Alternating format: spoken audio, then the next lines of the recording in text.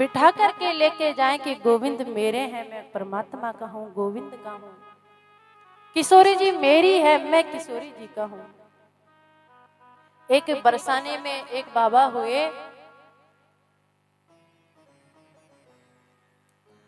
तो बरसाने के बाबा के घर में 3 बेटे थे, बेटी कोई भी नहीं थी। अब सबके घर में जब बेटियां होती तो घर में कुछ चहल पहल खुशियां ज्यादा ही रहती हैं। तो बाबा के मन में थोड़ा दुख था कि मेरे घर में भी बेटी होती तो मेरा घर भी खुशियों से भरता। तो एक दिन दुखी मन से वो सेठ जी अपनी दुकान पे बैठे हुए थे बरसाने की। तो उसी रास्ते से एक संत का निकलना हुआ और वो संत उस सेठ जी को जानते थे कि ये तो बहुत बड़ा भक्त है। तो कहा कि सेठ जी आज आप बड़े उदास लग रहे हैं, कोई बात है, कोई तकलीफ है, क्या बात है बाबा, सेठ जी आप उदास हो आज। तो सेठ जी ने कहा कि बाबा उदास तो तकलीफ तो कुछ भी नहीं है, बस उदासी थोड़ी आज मेरे मन में थोड़ा सा खेद है, रक्षाबंधन का त्योहार है, सबकी बेटियां घर में आ रही हैं, मेरे कोई बेटी नहीं है। तो संत ने कहा कि अरे सेठ जी तुम तो बरसाने में रहते हो और बरसाने में तो सबकी बेटी किशोरी जी है, राधा रानी जी हैं, तुम उनको अपनी बेटी क्यों नहीं मानते हो। तो संत के समझाने पर उस सेठ जी दौड़े दौड़े किशोरी जी के मंदिर में गए और मंदिर में जाकर के किशोरी जी से कहने लगे, अरे किशोरी जी, अरे लाडली, मैं तो लली तेरे को भूल ही गया था, तू मेरी लली है, मुझे संत ने याद दिलाया, आज के बाद में तू मेरी लली है, मेरे घर में तेरे को रहना है और मैं अब कभी मेरे मन को दुखी नहीं करूंगा कि मेरे घर में कोई बेटी नहीं है, मेरी बेटी तुम हो। बाबा ये भाव सुना करके किशोरी जी को वापस दुकान पे आ गए। समय बढ़ता गया, बाबा के घर में, सेठ के घर में एक दिन एक मनहारन आई चूड़ी पहनाने के लिए बहुओं को। तो तीनों बहू को चूड़ी उस मनहारन ने पहनाई। जैसे ही पहना करके जाने लगी, इतने में एक छोटी सी लली आई और आकर के कहने लगी, अरे मनहारन, मुझे चूड़ी नहीं पहनाओगी। तो इतनी मीठी आवाज सुनकर के मनहारन का मन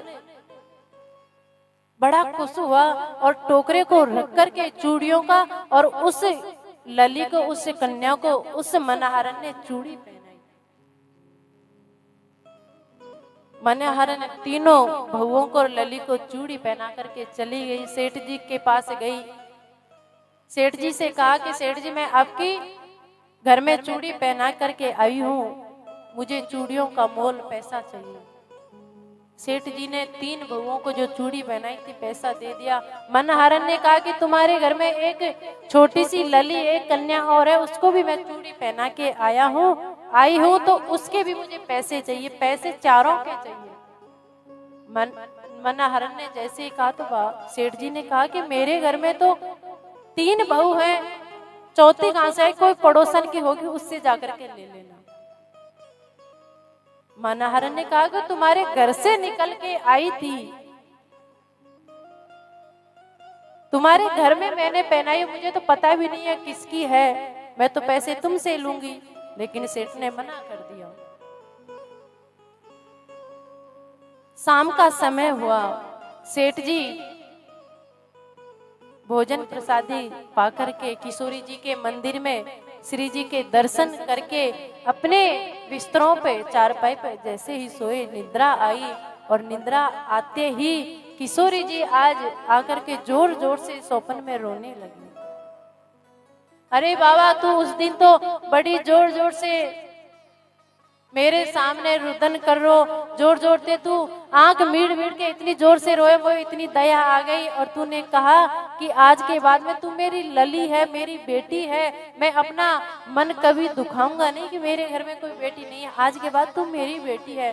बाबा वाहे दिन थे मैं महल को छोड़ करके, घर को छोड़ करके तेरे घर में उसी दिन से रहने लग गई।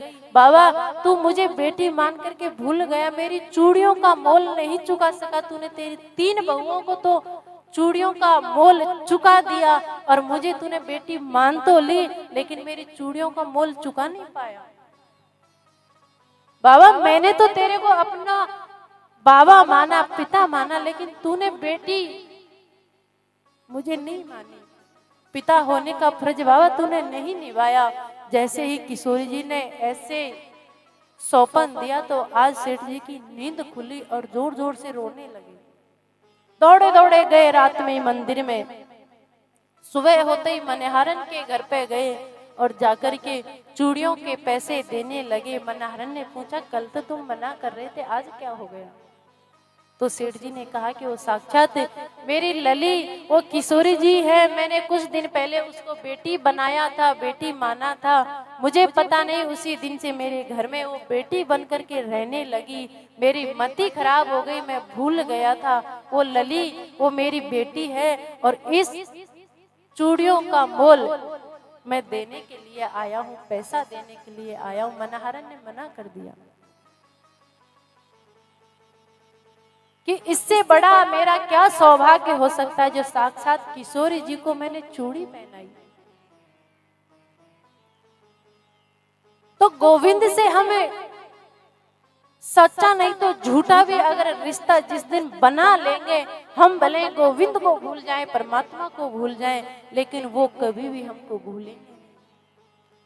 जब कभी संकट आएगा, कभी दुख आएगा, गोविंद को एक भी आवाज हाथ उठा करके लगा देंगे तो तुरंत दौड़े दौड़े आएंगे, वैकुंठ छोड़ देंगे और भक्तों के लिए छोड़े भी हैं।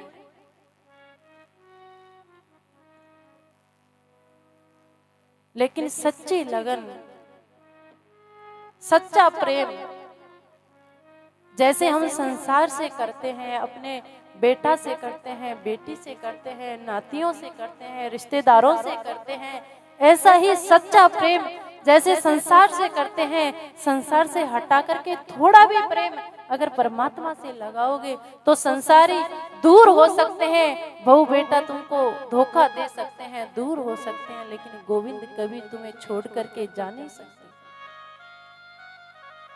और राधा रानी सदा तुम्हारे सुख में दुख में हर परिस्थिति में तुम्हें साथ देने के लिए